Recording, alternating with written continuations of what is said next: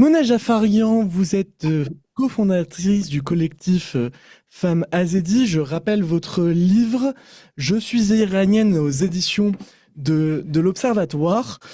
Merci d'avoir accepté l'invitation de Radio Shalom. Et la première question que je voudrais vous poser, c'est l'Assemblée nationale a adopté le 29 janvier dernier une résolution demandant à la France et à l'Union européenne de mettre les gardiens de la Révolution sur la liste des organisations terroristes.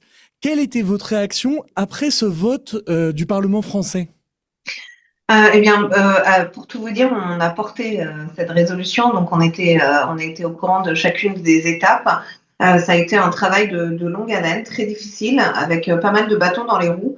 Mais finalement, la résolution a été adoptée. Ça a été un grand moment d'émotion pour nous, puisque ça fait plus de 2 ans maintenant qu'on se bat pour que la France reconnaisse enfin les gardiens de la Révolution comme une organisation terroriste.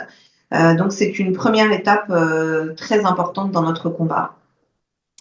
Et alors, ce texte condamne aussi l'oppression et la terreur imposée aux femmes iraniennes. Mais dans votre livre, j'ai lu que en Occident, on comprenait assez mal le mouvement qui était né en Iran et qui ne se réduisait pas que à la question de la condition féminine. D'ailleurs, le slogan qui est très connu, qui est Femme, vie, liberté, intègre aussi homme, prospérité, patrie.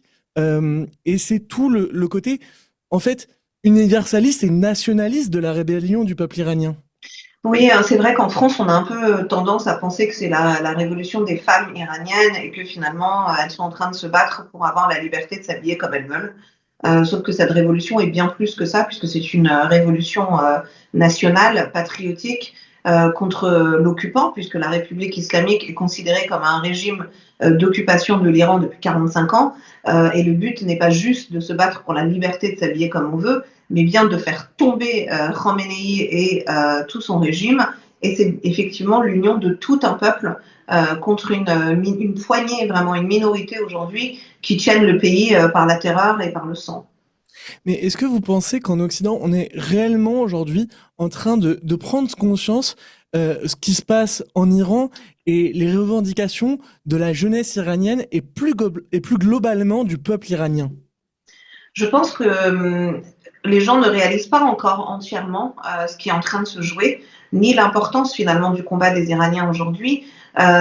Mais on se rend compte que lorsque les gens commencent à nous suivre et découvrent la réalité de ce qui se passe en Iran, mais aussi les valeurs qu'on porte dans cette révolution, eh bien, ils y adhèrent totalement et ils comprennent bien à quel point ce qui est en train de se passer actuellement à l'intérieur de mon pays natal va avoir une incidence directe sur l'avenir de nos démocraties, puisque les Iraniens ne se contentent pas aujourd'hui de se battre uniquement pour le peuple iranien, mais pour l'Occident, puisque c'est le principal ennemi de l'Occident qu'ils cherchent à faire tomber, puisque la République islamique et toutes ses tentacules terroristes et ses réseaux d'influence jusqu'ici sur notre sol sont l'une des principales raisons de la montée de l'intégrisme, de l'entrisme, de l'islamisme. Et je pense que de plus en plus de personnes réalisent que notre combat universaliste est aussi celui du monde libre.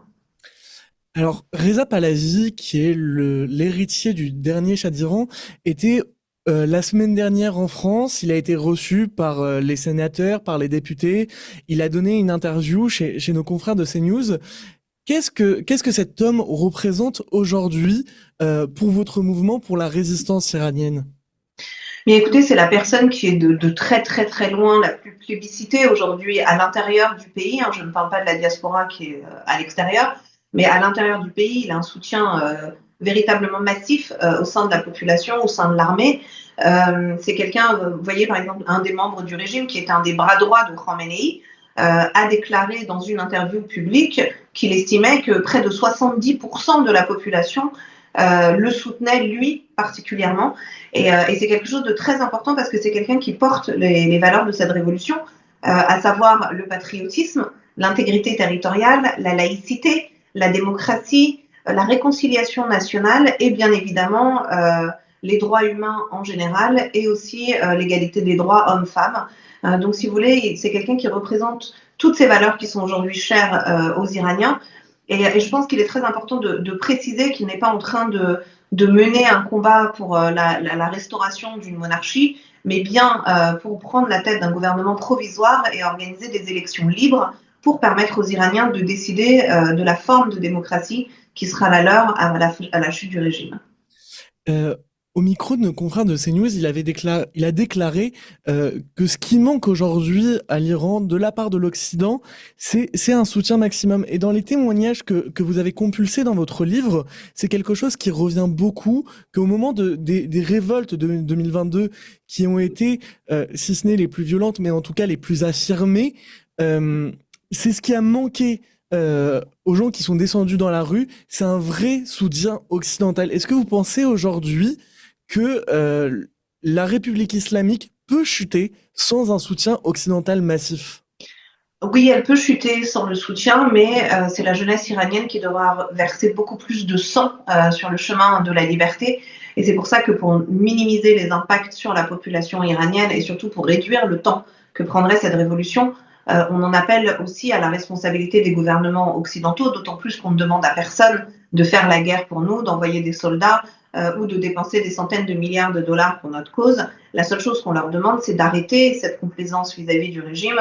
Une ONG très importante aux États-Unis d'américano-iraniens qui s'appelle NUFDI a estimé que Joe Biden avait débloqué plus de 200 milliards de dollars directement ou indirectement à la République islamique d'Iran.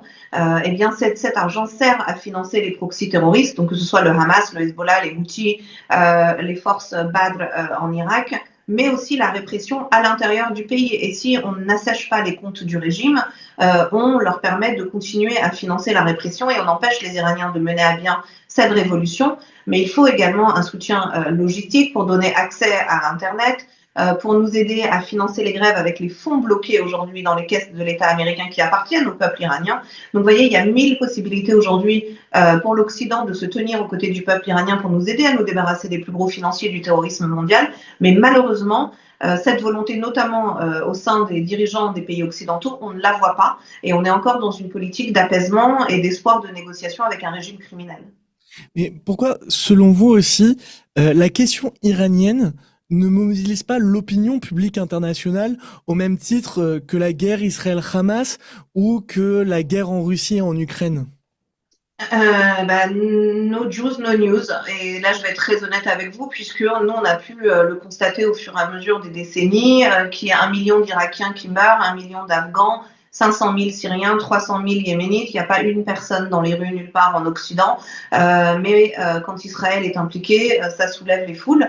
Et d'ailleurs, un exemple qui est absolument frappant, c'est que ce même Hezbollah qui est aujourd'hui glorifié par la majorité de cette jeunesse qui pense que c'est un mouvement de résistance, ce Hezbollah aidé de la République islamique a massacré des centaines de milliers de Syriens et des dizaines de milliers de Palestiniens en Syrie sans que personne ne lève une demi-fesse de son canapé pour aller manifester. Donc on voit bien que ce qui intéresse aujourd'hui toutes ces personnes mobilisées, ce n'est pas tant l'humanisme, mais plus qui est impliqué dans le conflit.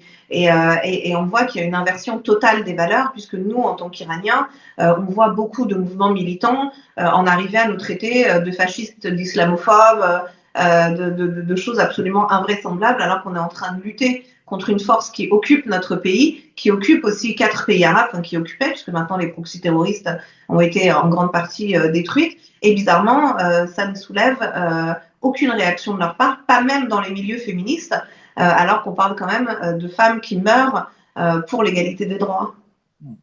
Et Israël étant l'autre puissance régionale qui est opposée très frontalement au guide suprême et à la République islamique.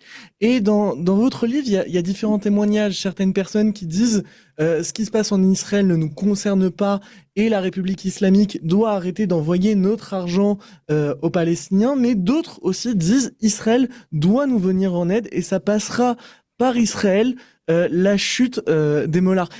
Quel peut être, selon vous, le rôle d'Israël dans le soutien à la révolution iranienne? Eh bien, déjà, il y a un soutien qui a été très clair, et je pense que c'est pour ça aussi qu'une grande partie de la population iranienne aujourd'hui est pro-israélienne.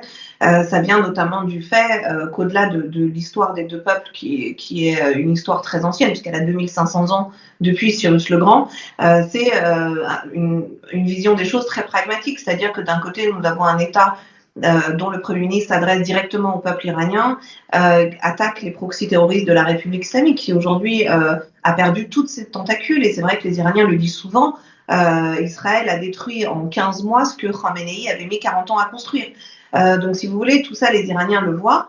Et ils envoient des messages de soutien à la population israélienne, et la population israélienne leur répond avec des messages de soutien. Donc il y a effectivement une attente aussi de la part du peuple iranien de dire 2500 ans après Cyrus le Grand, à vous de nous venir en aide.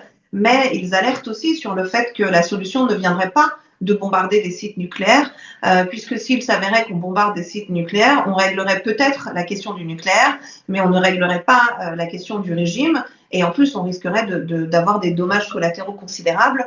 Et moi je le dis très souvent, le 7 octobre, c'était pas une bombe atomique. Donc on ne se débarrasserait ni de l'idéologie, ni des tentacules terroristes qui repousseront, quoi qu'il arrive, si la tête de la pieuvre reste en place. Et je pense que les Iraniens comme les Israéliens le savent bien au fond, c'est que tant que ce régime existera, personne ne connaîtra la paix, et que le meilleur moyen de venir à bout de la République islamique, c'est effectivement d'apporter une aide logistique, mais aussi des sanctions sur le régime pour nous permettre de faire le travail de l'intérieur. Depuis un peu moins d'un mois, Donald Trump a pris ses fonctions en tant que nouveau président des États-Unis.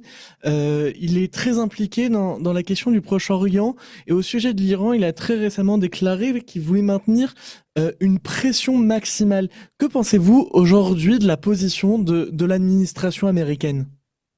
Alors, je me concentre uniquement sur ce qu'il dit sur l'Iran pour éviter, parce qu'il a dit tellement de choses sur toute la région, mais concernant l'Iran, la majorité. Il a dit je veux maintenir une pression maximale. Ouais. En fait, il faut savoir que les Iraniens sont très en colère contre l'administration Biden, puisque ça a été une des principales raisons de l'échec de la révolution Femmes, Vie, Liberté. Comme je vous le disais, c'est plus de 200 milliards qui ont été donnés à la République islamique. Et la politique qui avait été menée précédemment par Trump était déjà une politique de sanctions maximum contre le régime, et aussi l'élimination de Qassem Soleimani, qui était quand même le chef de la force Al-Quds. Donc on attendait aussi du retour de Trump que cette politique soit remise en place. Effectivement, elle est déjà remise en place, et un des premiers décrets qu'il a signé au-delà des sanctions maximum est de ramener les exportations du régime en matière de pétrole à zéro. Et effectivement, il a déjà commencé à prendre des mesures dans ce sens-là. Donc ça, c'est effectivement ce que les Iraniens réclament. Maintenant, on reste toujours très prudent sur les décisions de Donald Trump, puisque dans le même temps, il dit qu'il veut un deal avec le régime, et que s'il arrive à obtenir le deal qu'il souhaite sur le nucléaire, eh bien le problème serait réglé. Maintenant, nous, on est quand même beaucoup plus réaliste sur la question, puisqu'on voit bien Pezeshkian, le président de la République islamique, n'a absolument aucun pouvoir décisionnaire, et Khamenei a été très clair sur le fait qu'il n'y aurait aucune négociation avec le grand Satan. Donc, je pense qu'on est dans une impasse. Maintenant, reste à voir ce que décideront les États-Unis pour la suite, et est-ce qu'ils acteront que seul un changement de régime peut apporter la paix. Mona Jafarian, je rappelle que vous êtes cofondatrice du collectif Femmes Azedi. Je rappelle aussi votre livre « Je suis iranienne » aux éditions de l'Observatoire. Merci d'avoir répondu à mes questions au micro de Radio Shalom. Merci à vous. Bonne journée. Merci.